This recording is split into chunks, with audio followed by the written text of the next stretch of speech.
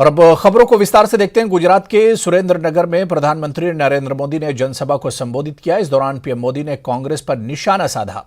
PM Modi ने कहा कि कांग्रेस अहंकार की भाषा बोलती है, औकात की बात करते हैं, कहते हैं कि औकात दिखा देंगे।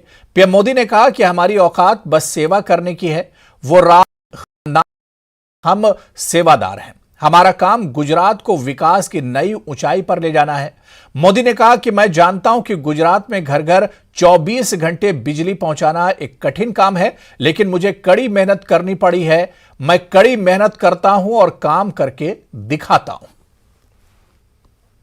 एक कांग्रेस वाला कहे छे आ मोदी ने एनी औकात बतावी देशु। औकात मोदी को उसकी औकात दिखा देंगे। अहंकार जो भाइयों, अहंकार जो मोदी को दिखा देंगे। अरे मां बाप, તમે તો બધા રાજ પરિવારો છો, હું તો એક સામાન્ય પરિવારનું સંતાન છું। મારી કોઈ औकात નથી બાપા, તમે મારી औकात દેખાડવાની। अरे हूं तो सेवक छू, हूं तो सेवादार छू, अने सेवक के सेवादार नी एडी औकात होती है। अरे तमे मने नीच पण कहो, नीची जातिनो पण कहो। अरे तमे तो मने मौतनो सौदागरो पण कहो।